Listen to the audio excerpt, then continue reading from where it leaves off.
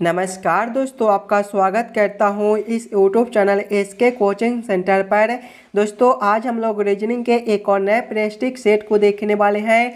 ये रीजनिंग का prestige set का पार्ट नंबर 17 होने वाला है। अगर आप लोग इससे पहले वाले पार्ट नहीं देखे होंगे तो ज़रूर जाकर देख लीजिएगा। इस पार्ट के अंदर आज हम लोग रीजनिंग के अलग अलग प्रकार के इम्पोर्टेंट प्रश्न को देखने वाले हैं और सभी प्रश्न को हम लोग एकदम शॉर्ट ट्रिक के साथ सॉल्व करेंगे। तो आप लोग हमारे साथ अंत तक जरूर बने रहिएगा और सभी प्रश्न को पहले आप लोग खुद से जरूर सॉल्व करने की कोशिश कीजिएगा। चलिए हम लोग एक नंबर क्वेश्चन की ओर चलते हैं। ये रहा क्वेश्चन नंबर 1। क्वेश्चन नंबर 1 आपको कह रहा है नीचे दिए गए प्रश्न में संबंधित शब्द को चुनिए।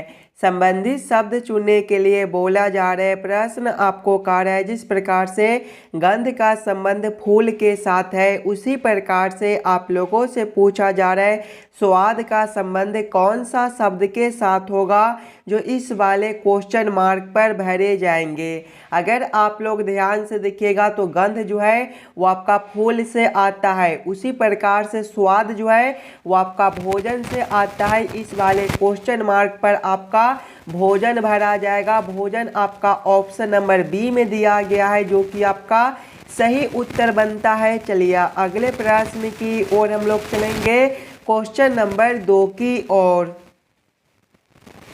ये रहा क्वेश्चन नंबर 2। क्वेश्चन नंबर 2 आपको कह रहा है नीचे दिए गए प्रश्न में संबंधित संख्या को चुनिए। इस बार आपको संबंधित संख्या चुनने के लिए बोला जा रहा है। प्रश्न आपको कह रहा है जिस प्रकार से 2/3 का संबंध 19/29 के साथ है उसी प्रकार से आप लोगों से पूछा जा रहा है 8/7 का संबंध कौन सा संख्या के साथ होगा जो इस वाले क्वेश्चन मार्क पर भरे जाएंगे। एकदम आसान सा प्रश्न है। सबसे पहले आप लोग यहाँ पर ये समझने की कोशिश कीजिएगा 2/3 से हम लोग 19/29 किस प्रकार से ला सकते हैं। अगर ध्यान से देखिएगा तो 2 से पहले आपका 19 लिखा हुआ है, यहाँ पर जो है वो आपका गुना 10 - 1 है। उसी प्रकार से नीचे देखिएगा तो नीचे भी जो है वो आपका गुना 10 - 1 है। वही सेम अगर हम लोग आगे करेंगे 8 × 10 - 1 करेंगे तो आपका कितना हो जाएगा 8 × 10 आपका 80 और 80 - 1 जो है वो आपका 79 होता है। नीचे भी वही सेम करेंगे 7 × 10 - 1 करेंगे, देखिएगा 7 × 10 आपका 70 होता है और 70 - 1 आपका 69 होता है। कौन सा ऑप्शन में आपका 79/69 दिया गया है। 79/69 आपका ऑप्शन नंबर सी में दिया गया है जो कि आपका सही उत्तर बनता है। चलिए अगले प्रश्न की ओर हम लोग चलेंगे, क्वेश्चन नंबर 3 की ओर। ये रहा क्वेश्चन नंबर 3। क्वेश्चन नंबर 3 आपको कह रहा है लुप्त संख्या ज्ञात करें। ये जो प्रश्न है ये आपका मिसिंग नंबर से रिलेटेड प्रश्न है। यहाँ पर आपका एक क्वेश्चन मार्क है। इस वाले क्वेश्चन मार्क पर आपका कौन सा संख्या भरा जाएगा ये आप लोगों से पूछ रहा है।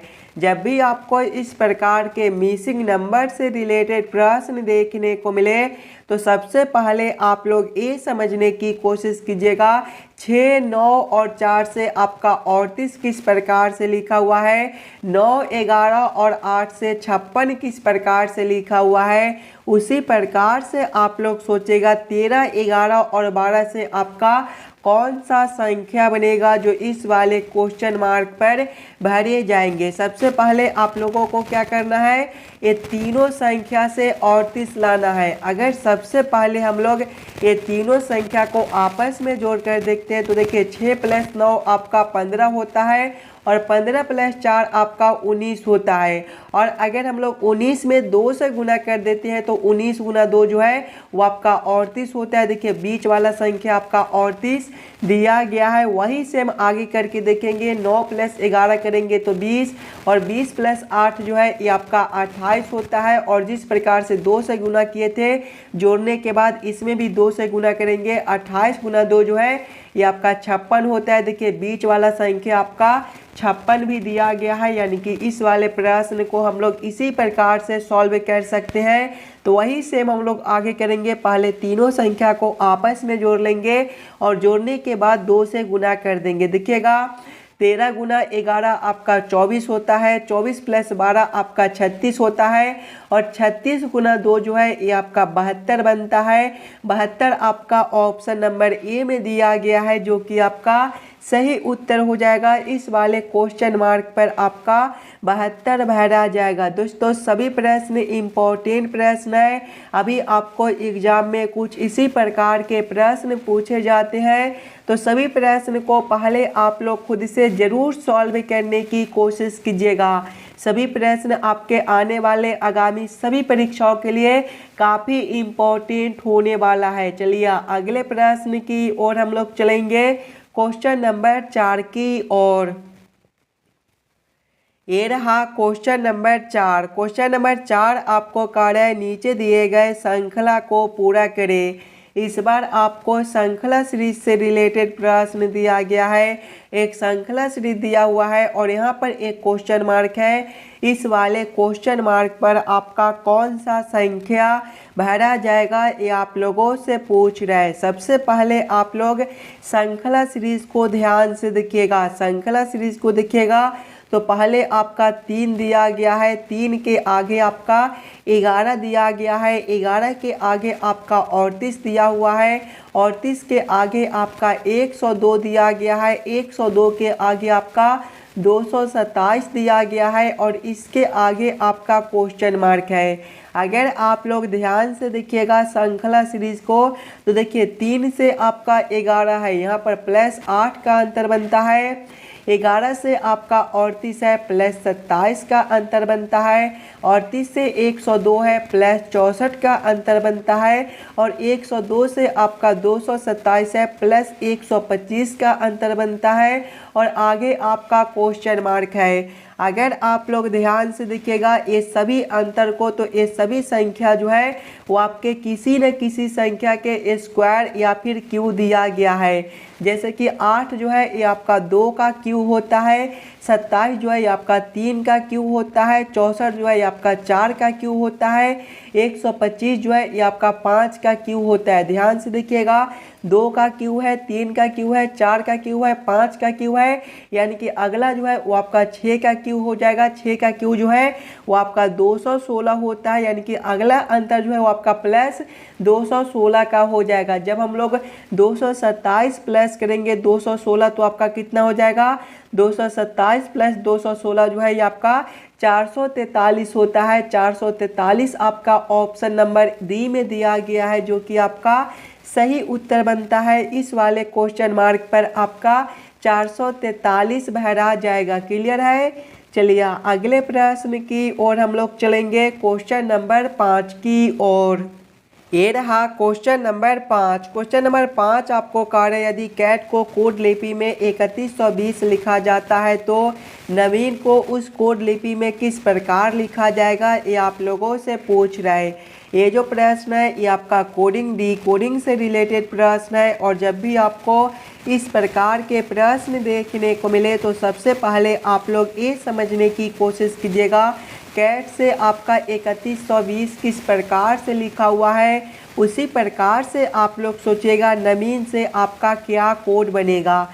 ध्यान से देखिएगा कैट को, तो कैट जो है आपका CAT से मिलकर बनता है। अगर कैट के सभी अक्षर को हम लोग ABCD के क्रमानुसार लिखते हैं तो देखिए C जो है ABCD के क्रम में तीसरे नंबर पर होता है, A जो है ABCD के क्रम में पहले नंबर पर होता है और T जो है ABCD के क्रम में 20वें नंबर पर होता है। ध्यान से देखिएगा 3120 आपका यहाँ पर दिया गया है, यानी कि इस वाले प्रश्न को हम लोग इसी प्रकार से सॉल्व कर सकते हैं।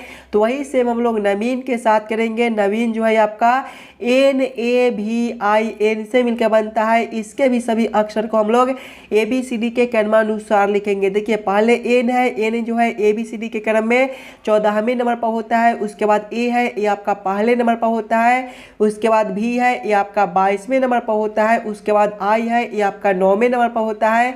उसके बाद N है, ये आपका 14वें नंबर पर होता है। ध्यान से देखिएगा 14, 12, 29, 14 आपका कौन सा ऑप्शन में दिया गया है?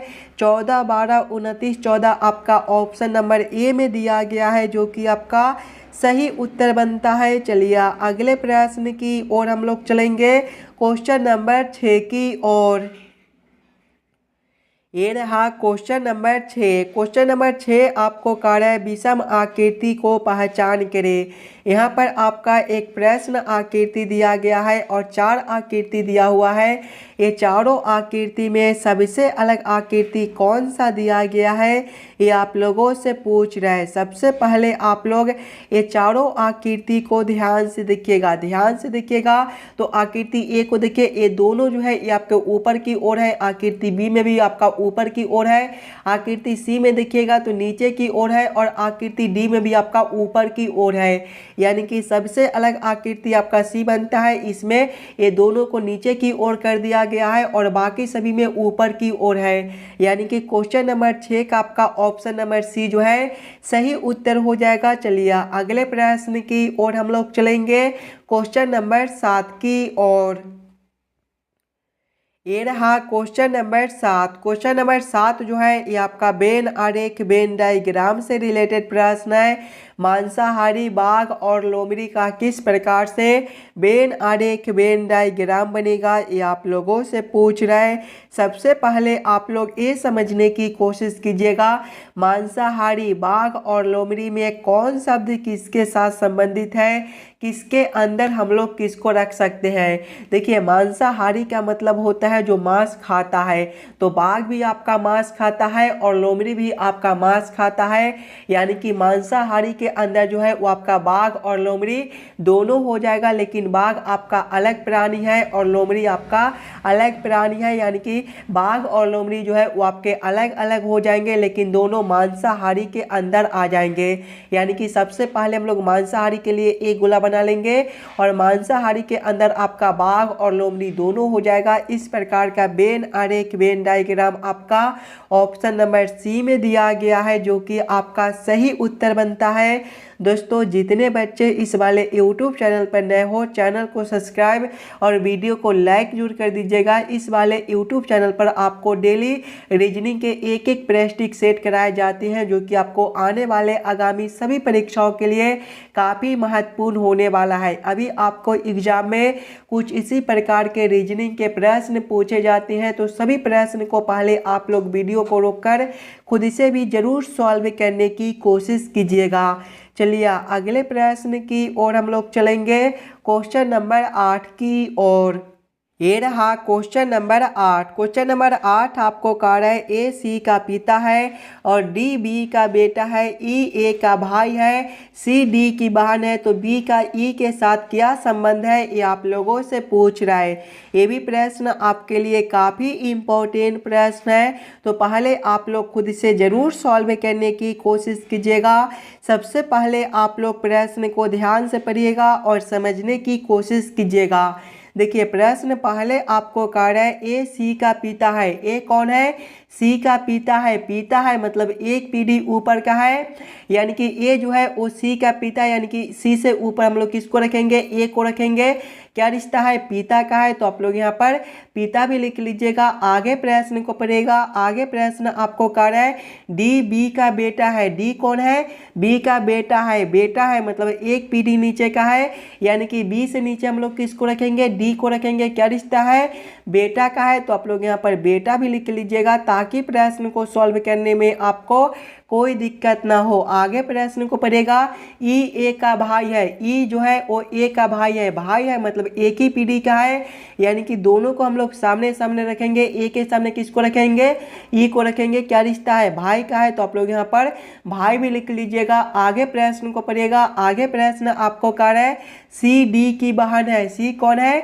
डी की बहन है। देखिए सी और डी आपका यहाँ पर है क्या रिश्ता है? बहन का है, तो आप लोग यहाँ पर बहन भी लिख लीजिएगा। आगे प्रश्न को पढ़िएगा। आगे प्रश्न आप लोगों से पूछ रहा है बी का ई के साथ क्या संबंध है। देखिए बी और ई आपका यहाँ पर है, ये दोनों का रिश्ता आप लोगों से पूछ रहा है। अगर आप लोग ध्यान से देखिएगा तो बी का बेटा कौन है? बी का बेटा आपका डी है और डी की बहन सी है और सी का पिता ए है। यानी कि अगर आप लोग यहाँ पर देखिएगा तो ए का जो पत्नी है वो बी लगता है, तो आप लोग यहाँ पर पत्नी भी लिख लीजिएगा ताकि प्रश्न को समझने में आपको कोई दिक्कत ना हो। अब ध्यान से देखिएगा तो ई का भाई ए है और ए का पत्नी बी है, यानी कि आपके भाई का पत्नी आपका कौन लगेगा? आपके भाई का जो पत्नी है वो आपका भाभी लगेगा, यानी कि यहाँ पर जो रिश्ता बनता है वो भाभी का रिश्ता बनता है। भाभी आपका कौन सा ऑप्शन में दिया गया है? भाभी आपका ऑप्शन नंबर ए में दिया गया है, जो कि आपका सही उत्तर बनता है। चलिए अगले प्रश्न की ओर हम लोग चलेंगे, क्वेश्चन नंबर 9 की ओर। ये रहा क्वेश्चन नंबर 9। क्वेश्चन नंबर 9 आपको कह रहा है नीचे दिए गए प्रश्न में संबंधित आकृति को चुनिए। यहाँ पर एक प्रश्न आकृति दिया हुआ है और यहाँ पर एक क्वेश्चन मार्क है। इस वाले क्वेश्चन मार्क पर आपका कौन सा आकृति भरा जाएगा ये आप लोगों से पूछ रहा है। सबसे पहले आप लोग ये समझने की कोशिश कीजिएगा ये दोनों आकृति आपस में किस प्रकार से संबंधित है, उसी प्रकार से आप लोग सोचिएगा ये वाला आकृति से आपका कौन सा आकृति बनेगा जो इस वाले क्वेश्चन मार्क पर भरे जाएंगे। अगर आप लोग ध्यान से देखिएगा ये दोनों आकृति को, तो ये दोनों आकृति आपका एक ही प्रकार का आकृति है। बस इस वाले आकृति में देखिएगा तो छोटे छोटे बिंदु जो है वो आपके 1 2 3 4 5 दिए गए हैं और इसमें देखिएगा तो आपका 1 2 3 4 5 6 दिए गए हैं, यानी कि एक बिंदु जो है वो बढ़ा दिया गया है। उसी प्रकार से इस वाले आकृति में बिंदु देखिएगा तो आपका 1 2 3 4 5 6 7 दिए गए हैं, यानी कि अगले आकृति में जो है वो आपके 8 बिंदु हो जाएंगे। 8 बिंदु वाला आकृति आपका कौन सा ऑप्शन में दिया गया है? ऑप्शन नंबर सी में देखिएगा तो आपका 1 2 3 4 5 6 7 8 बिंदु दिया गया है। यानी कि इस वाले क्वेश्चन मार्क पर जो है वो आपके कुछ इस प्रकार के आकृति भरे जाएंगे। क्वेश्चन नंबर 9 का आपका ऑप्शन नंबर सी जो है सही उत्तर बनता है। चलिए अगले प्रश्न की ओर हम लोग चलेंगे, क्वेश्चन नंबर 10 की ओर।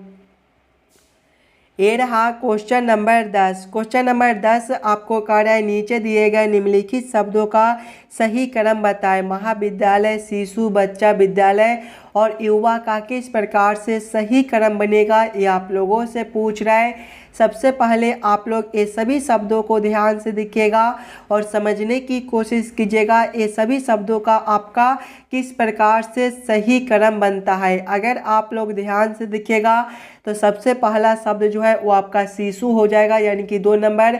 शिशु के बाद जो है वो आपका बच्चा हो जाएगा, यानी कि 3 नंबर। बच्चा के बाद जो है वो आपका विद्यालय हो जाएगा, यानी कि 4 नंबर। विद्यालय के बाद जो है वो आपका युवा हो जाएगा, यानी कि 5 नंबर। और युवा के बाद जो है वो आपका महाविद्यालय हो जाएगा, यानी कि 1 नंबर। कौन सा ऑप्शन में आपका 2 3 4 5 1 दिया गया है?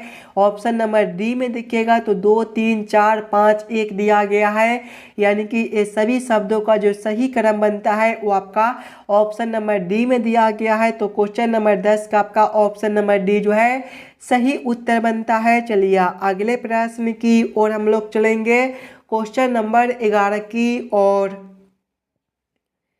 ये रहा क्वेश्चन नंबर 11। क्वेश्चन नंबर 11 आपको कह रहा है नीचे दिए गए अक्षर श्रृंखला को पूरा करें। यहाँ पर आपका एक अक्षर श्रृंखला दिया हुआ है और यहाँ पर एक क्वेश्चन मार्क है। इस वाले क्वेश्चन मार्क पर आपका कौन सा अक्षर भरा जाएगा ये आप लोगों से पूछ रहा है। सबसे पहले आप लोग अक्षर श्रृंखला को ध्यान से देखिएगा। अक्षर श्रृंखला को देखिएगा तो टी से आपका आर है -2 है, आर से आपका पी है -2 है, पी से एन है -2 है, तो आगे भी हम लोग -2 करेंगे। एन जो है ABCD के क्रम में 14वें नंबर पर होता है। 14 - 2 आपका 12 और 12वें नंबर पर आपका एल होता है। एल आपका ऑप्शन नंबर सी में दिया गया है, जो कि आपका सही उत्तर बनता है। चलिए अगले प्रश्न की ओर हम लोग चलेंगे, क्वेश्चन नंबर 12 की ओर। ये रहा क्वेश्चन नंबर 12। क्वेश्चन नंबर 12 जो है ये आपका कथन और निष्कर्ष से रिलेटेड प्रश्न है। और दोस्तों इस प्रकार के भी प्रश्न आपको सभी एग्जाम में देखने को मिलेंगे। तो पहले आप लोग वीडियो को रोककर खुद से ज़रूर सॉल्व करने की कोशिश कीजिएगा। अगर आप लोग यहाँ पर सभी प्रश्न को खुद से सॉल्व कीजिएगा तभी जाकर इस प्रकार के प्रश्न को आप लोग एग्जाम में आसानी के साथ सॉल्व कर पाइएगा। जब भी आपको इस प्रकार के कथन और निष्कर्ष से रिलेटेड प्रश्न देखने को मिले तो सबसे पहले आप लोग सभी कथन को ध्यान से पढ़िएगा और उस सभी कथन को आप लोग वेन आरेख वेन डायग्राम पर सेट कर लीजिएगा ताकि प्रश्न को सॉल्व करने और समझने में आपको आसानी हो। देखिए कथन एक आपको कह रहा है सभी कप कुर्सियां है, सभी कप क्या है, कुर्सियां है। इसका वेन आरेख वेन डायग्राम किस प्रकार से बनेगा, सभी कप कुर्सियां है यानी कि कुर्सियां के अंदर जो है वो आपका कप हो जाएगा, यानी कि ये जो आरेख है आपका कुर्सियां के लिए हो जाएगा। तो आप लोग यहाँ पर कुर्सियां भी लिख लीजिएगा ताकि प्रश्न को सॉल्व करने में आपको कोई दिक्कत ना हो। और इसके अंदर जो है वो आपके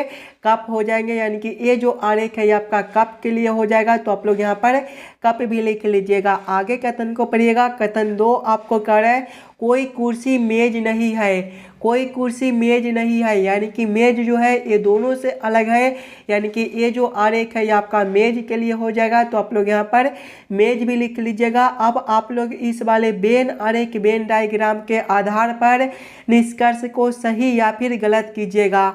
देखिए निष्कर्ष एक आपको कह रहा है कुछ कप मेज नहीं है। देखिए कप के लिए आरेख आपका यहाँ पर है और मेज के लिए आरेख आपका यहाँ पर है। ये दोनों आरेख आपके अलग अलग दिए गए हैं, यानी कि कुछ कप जो है वो आपके मेज नहीं हो सकते हैं। ये निष्कर्ष आपका सही बनता है। निष्कर्ष 2 को देखिएगा कुछ कुर्सियाँ कप है। ध्यान से देखिएगा तो कुर्सियाँ के लिए आरेख आपका यहाँ पर है, कप के लिए आरेख आपका यहाँ पर है। कुर्सियाँ के अंदर आपका कप दिया गया है, यानी कि कुछ कुर्सियाँ जो है वो आपका कप हो सकता है। ये भी निष्कर्ष आपका सही निकलता है, यानी कि दोनों निष्कर्ष आपका सही बनता है। कौन सा ऑप्शन में दोनों निष्कर्ष को सही किया गया है, तो ऑप्शन नंबर सी में देखिएगा दोनों ही निष्कर्ष सही है, यानी कि क्वेश्चन नंबर 12 का आपका ऑप्शन नंबर सी जो है सही उत्तर हो जाएगा। चलिए अगले प्रश्न की ओर हम लोग चलेंगे, क्वेश्चन नंबर 13 की ओर। ये रहा क्वेश्चन नंबर 13। क्वेश्चन नंबर 13 आपको कह रहा है नीचे दिए गए आकृति श्रृंखला को पूरा करें। यहाँ पर आपका एक प्रश्न आकृति दिया गया है और यहाँ पर एक क्वेश्चन मार्क है। इस वाले क्वेश्चन मार्क पर आपका कौन सा आकृति भरा जाएगा ये आप लोगों से पूछ रहा है। सबसे पहले आप लोग ये समझने की कोशिश कीजिएगा ये सभी आकृति किस प्रकार से आपस में संबंधित है और इसी प्रकार के संबंधित अगला आकृति आपका कौन सा बनेगा जो इस वाले क्वेश्चन मार्क पर भरे जाएंगे। अगर आप लोग ध्यान से देखिएगा ये दोनों आकृति को, तो देखिए जब हम लोग इस वाले आकृति को 90 डिग्री घुमाते हैं तो ये आपका कुछ इस प्रकार का आकृति बनता है। उसी प्रकार से जब हम लोग इस वाले आकृति को 90 डिग्री घुमाते हैं तो ये आपका कुछ इस प्रकार से आकृति बनता है। उसी प्रकार से जब हम लोग इस वाले आकृति को जब 90 डिग्री घुमाएंगे तो आपका जो है कुछ इस प्रकार का आकृति बनेगा। इस प्रकार का आकृति जो है देखिएगा, इस प्रकार का आकृति जो है इस वाले क्वेश्चन मार्क में भरे जाएंगे, यानी कि क्वेश्चन नंबर 13 का आपका ऑप्शन नंबर ए जो है सही उत्तर हो जाएगा। जब हम लोग इस वाले आकृति को 90 डिग्री घुमाते हैं तो आपका इस प्रकार का आकृति बनेगा। क्वेश्चन नंबर 13 का आपका ऑप्शन नंबर ए सही उत्तर बनता है। चलिए अगले प्रश्न की ओर हम लोग चलेंगे, क्वेश्चन नंबर 14 की ओर। ये रहा क्वेश्चन नंबर 14। क्वेश्चन नंबर 14 आपको कह रहा है नीचे दिए गए प्रश्न आकृति का सही दर्पण छवि चुनिए।